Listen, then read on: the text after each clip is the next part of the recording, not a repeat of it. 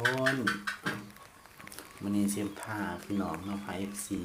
มาเบิ่งกะนี่ล่ะไก่สิได้รำแล้ว